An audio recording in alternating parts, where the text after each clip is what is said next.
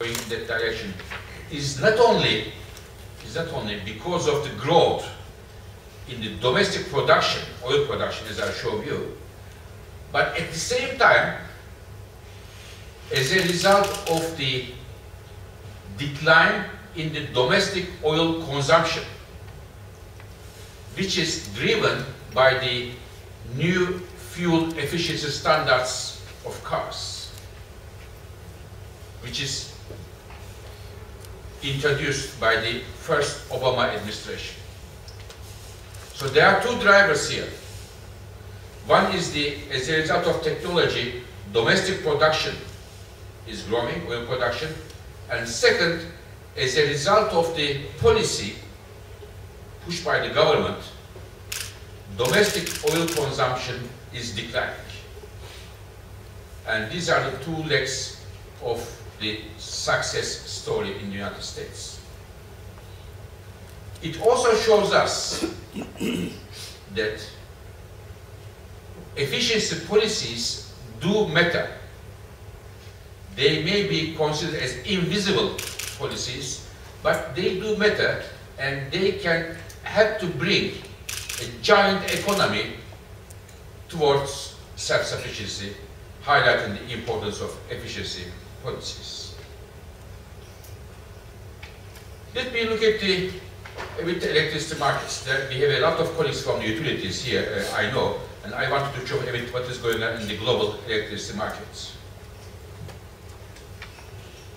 We think that the coal will globally lose some market share in the electricity mix, but still will remain the backbone of the global electricity generation. Our expectations of nuclear power this year is a bit lower, over 10% lower than last year. Natural gas is growing, renewables are growing. When we look at the country by country, we think that Japan, nuclear is declining, natural gas and renewables are growing. Asia, mainly coal, driven by the major economies here, but renewables are growing. So is the United States. Natural gas and renewables are dominating, and coal is out in the United States as a result of rather cheap, inexpensive natural gas coming. This growth in renewables in many countries, of course, critically depend on the continuation of government subsidies. If those subsidies wouldn't be extended and wouldn't be there, we would barely see a significant growth in renewable energies, because in the absence of those subsidies, it will be impossible for many renewable technologies to compete with the traditional fuels. India, a major growth coming from India. We expect India to be the largest coal importer of the world before 2020. And there are many numbers in our book, you will see. If you ask me which number is for you the most interesting one, for me it is not the US revolution, oil and gas, and the geopolitics. There is one number which I found personally very interesting to put which puts the things in a context, the history of economies. Namely, you see this big growth in Indian electricity generation in the next 20 years, a huge growth. Now, even in the year 2035, after this growth, electricity consumption per capita in India, average electricity consumption by an Indian, 2035, will be equal to the average electricity consumption in the United States, or a US citizen consumes electricity in the year 1947. So there will be still 100 years of difference between the United States and India in the year 2035, which teaches us or brings us a perspective, the balances in the world in terms of, because electricity consumption per capita is an important indicator for many things beyond energy, and I just wanted to put this in a context. And of course we have China. China is growing very strongly, a huge growth. China will add additional capacity in the next 20 years, equal to current capacity of United States plus current capacity of Japan. So in 20 years, you will have China today plus US today plus Japan today all together. They're all in China. And this is, ladies and gentlemen, a major story. Not because of nice colors, nice grass, but this is a big story for the following reason. If China decides to go for technology X, I don't want to name any technology here, it is their own right, of course, to go for any technology they want. As a result of the sheer size of the investments in the technology, the capacity additions, that technologies, so let's assume it's a new technology, its cost will decline significantly as a result of learning by doing. And this will have major implications for all of us. Or, if China decides to go for this fuel instead of the other fuel, it will have implications for the trade and therefore the prices of that fuel. So, I was last Friday, if I'm not wrong, I was in Ireland in a meeting like that with the Irish minister, who is going to chair the European Union Ireland in June. I told the Irish minister and the Irish public there that I believe for the Irish energy system, Irish economy, in few years of time, decisions which will be made in Beijing will be more important for the Irish energy system than the decisions which are made in Brussels through trade linkages, through CO2 emissions, through other linkages. So therefore, we have to all see what the China is going to decide and what will be the implications of that for our economies. Now, let me finish the first part of my presentation by trying to summarize of this global shift. What does it mean for the different economic power in the world? These changes in the resurgence of oil and gas production, the nuclear phase out and everything, will have two major consequences. One on the geopolitical dimension. We have many excellencies here, and from the foreign ministers, I leave it to them to discuss this issue. But the other one is in the relative economic power of different nations in the world.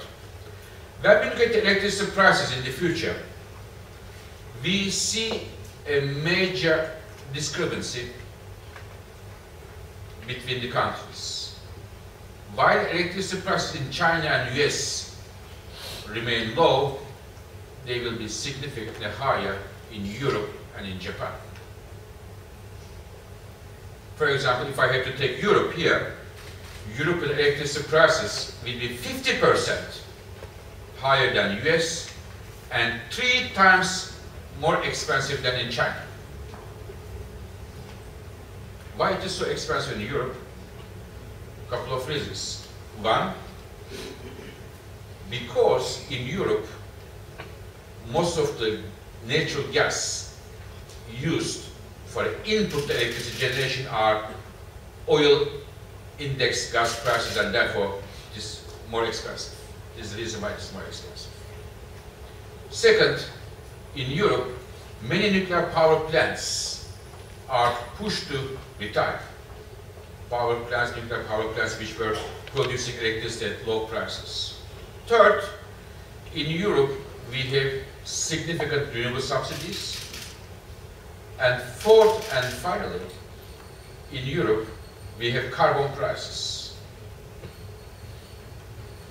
And as a result of that, we have higher prices in Europe than in the US and in China. And in Japan, prices are even higher than that of Europe. Now, what are the consequences of that? At least two of them. One,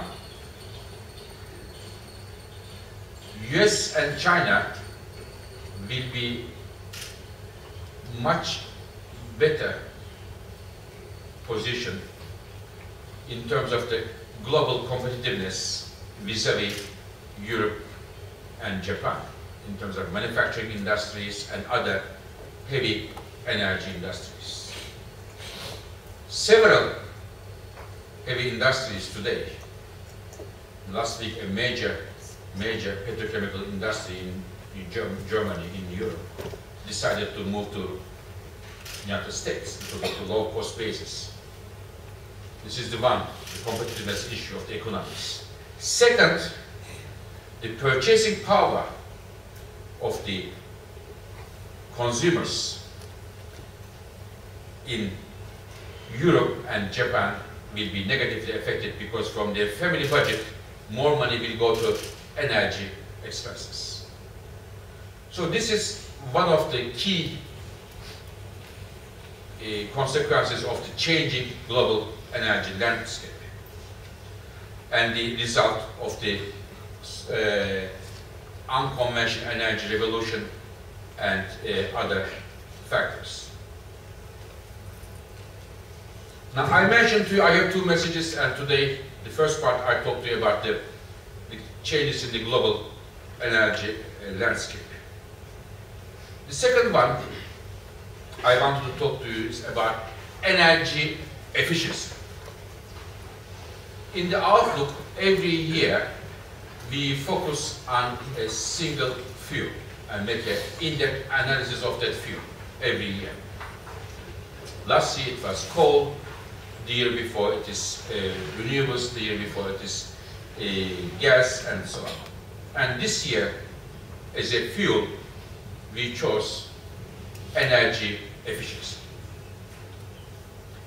We were a big team in the IEA, worked together on energy efficiency, together with international experts, industry, governments. We organized a closed-door workshop with several top experts worldwide. What shall we do? What kind of messages we should give the rest of the world sometime this year? And I'm very thankful to Mr. Chi for accepting to chair that meeting. So, what did we do in our study? We did the following. We looked every country in the world, country by country, sector by sector, how much of the economically viable energy efficiency potentials are being used. I mentioned to you in the beginning of my presentation that the US, China, Japan, Europe putting new policies in place. Even if those policies are put in place, we observe that only 1/3 of the economically viable potential is used and 2/3 of the economically viable potential is left untapped.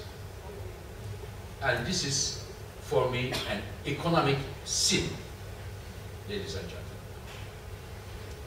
When I look at the international energy policy making, which I tried to do for some years, I think this is energy efficiency is an epic failure of the international energy policy making. Of course, there are some exceptions, like Japan, like Singapore, like Denmark, Germany, some countries. But globally, we are in a very poor condition. What does this mean? It means the following. I can give you another small story. I was 2 weeks ago in Norway, in a similar meeting with the CEO of a major international oil company. I told him, when I was showing this picture in front of the people, what would you do if you have an oil field which is producing oil and bring a lot of cash to the company every day?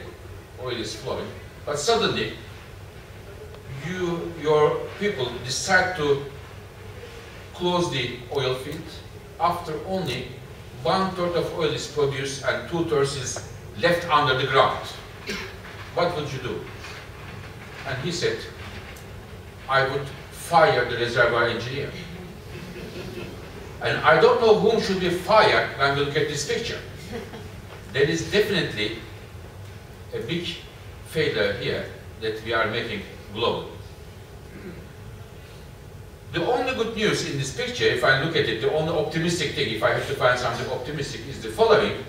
When I look at different sectors, it is the industry sector which uses the most of its potential. Why it gives me hope? Because with all respect to colleagues from the industry here, and I know the overwhelming majority of the hundreds of colleagues here are from the industry. Industry has one main objective: to make profits, and which is very legitimate. And if industry, with the objective of making profit, uses the highest potential of energy efficiency, it means there is a business case in energy efficiency improvement. It is a documentation, it's a proof of the energy efficiency is a business case and makes money. So what we have done to show it to all the governments in the world, all the players in the world, we have shown the benefits of an energy efficient path for all the governments. And what we have done is, in addition to our central case, we built a scenario, a vision, which we call efficient world scenario. Which means we assume that the governments would push the button for transportation sector, for industry, for buildings, of the policy measures which make economic sense. And what does economic sense mean? It means if you make an investment for an energy using equipment, it can be a building, it can be buying a television set or buying a car, this additional investment pays back maximum 5 years of time. It can be 2 years, 3 years, but maximum 5 years of time, which makes perfect economic sense.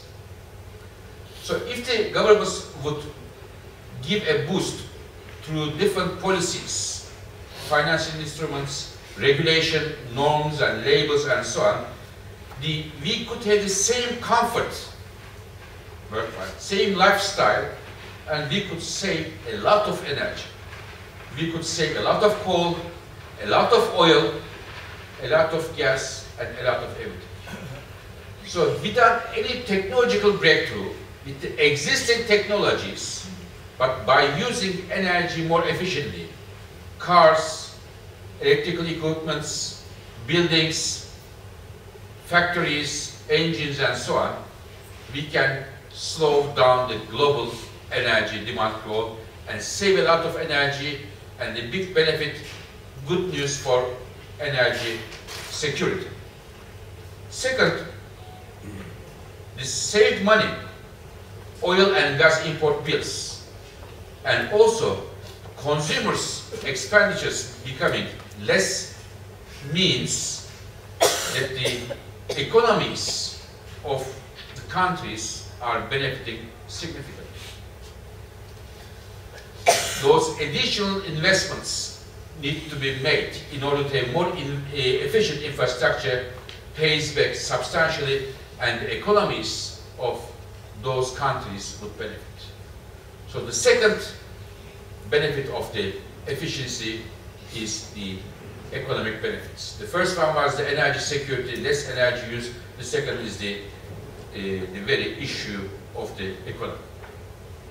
Third point is on climate change, and this is my almost last slide.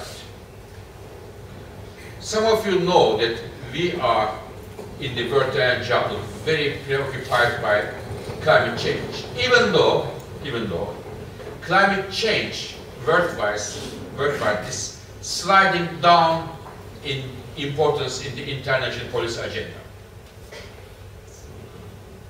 Today, there is a big meeting in Qatar, in Doha, of the world leaders on climate change. Only a few of them traveled there, but I think you better read something about that meeting in the newspapers. So this is definitely a very bad news, because our numbers show that with the current energy use we have, with the current policies, if there are not new policies are introduced, the global temperature is set to increase almost up to 6 degrees Celsius in the next decades to come. And this would have devastating effects for all of us. Rich, poor, south, north, it doesn't matter. But the world leaders recently agreed, but scientists advised them to limit the temperature increase to 2 degrees. What does 2 degrees mean? It means 2 degrees increase in temperature means we could, and it's not 100%, but we could have a lifestyle in the future, it is 2 degrees, that is similar to what we have today. And it is still not guaranteed. Many people think that even 2 degrees is very risky in terms of the increase in global temperature when you get its effects. But let's assume that 2 degrees is the target that we could somehow adapt our next generations. So we wanted to know in the World Energy Outlook how much, if any, we have time to cope with this target, given the fact that nothing is major happening in the international climate debate. So what we have done is the following, an exercise. We said, let us assume in the next 25 years, up through 2035, globally, there will not be any new power plant built 25 years. No new cars will be added, come to the streets. No new factories are built, just an assumption. To understand, only from the existing infrastructure, existing power plants, existing cars, industry, how much emissions will come, and how these emissions will compare to our 2 degrees budget given to us to stay on the safe side. So, of course, I know it and you know it, that every day new power plants are coming and new cars are built, but just to understand what is our room of maneuver left as of today. And when we look at it, only from the existing infrastructure today, the emissions coming are about 80% of the emissions allowed us to stay in line with the 2 degrees trajectory. 80% is gone without any new additions. And every single day, we do not change our energy investment decisions. This 80% room of maneuver, 80% emissions, which gives us a 20% room of maneuver, will be eaten up. 19%, 18% countdown is starting, and we believe if there are no major changes in our climate change debate, in our investment decisions, as of the year 2017,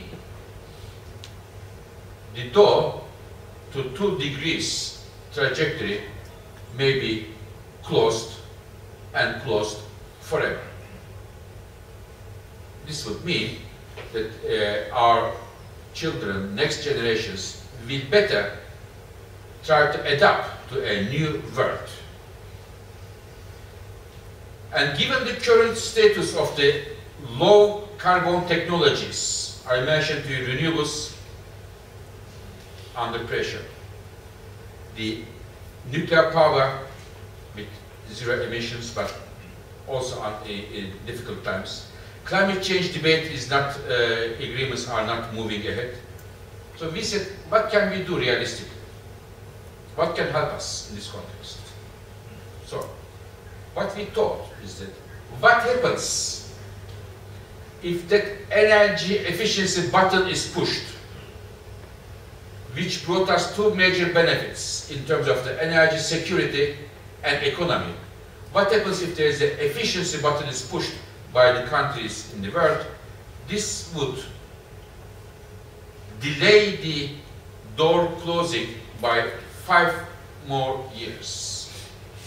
So we can buy 5 more years as a result of efficiency policies. Efficiency can be a major help to us in order to door to be left open.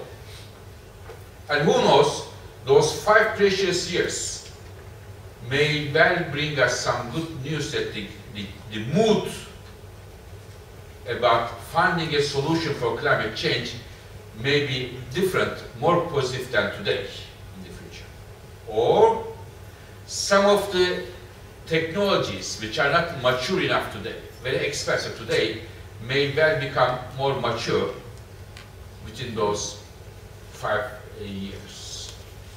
So energy efficiency, therefore, in addition to bringing substantial energy security benefits, significant economic benefits, it can also help us to address the environmental problems, including climate change. So, ladies and gentlemen, let me finish my presentation by trying to put my thoughts together. First of all, energy decision making is becoming a very complex issue.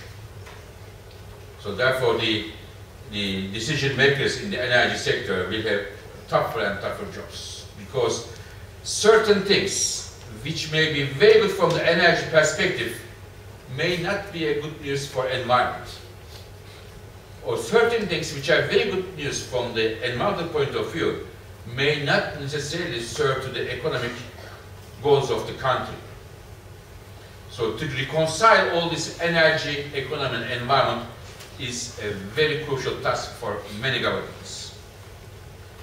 Second, I try to portray you that the global energy production and use is changing rapidly, and it will end up redefining the global economic balances and the geopolitical landscape.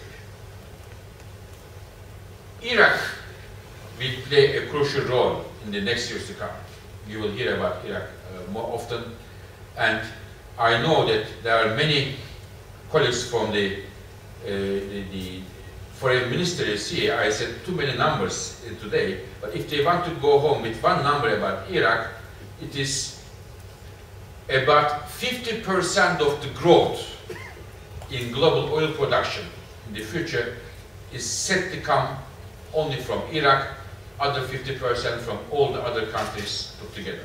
Just to tell you how important we think Iraq will be. Climate change is sliding down in the policy agenda, and as such, solution is becoming very, very difficult. The longer we wait, the more expensive becomes the solution. And the more expensive it becomes, the more difficult it will be to have an agreement. And the longer it takes to have an agreement, the more expensive it will be to find a solution. and the saga continues. And therefore, it is definitely a major problem in terms of the increasing cost of inaction. And here, energy efficiency comes to our help. We think energy efficiency policies are all within reach. You don't need to invent new technologies, but the right regulations, right incentives to be given there, and they can definitely help the countries to improve their energy security, reduce their imports, as we have seen in the context of the United States. I give you an example. They can increase the economic power of the countries, and they can definitely help to address the climate change. Let me finish my presentation by saying that 4 years ago, here in Singapore, I predicted an unconventional energy revolution, and it became a reality. It's becoming a reality now. But now, today, not a prediction, but I hope that there will be another unconventional energy revolution, but this time on energy efficiency. Thank you very much for your attention.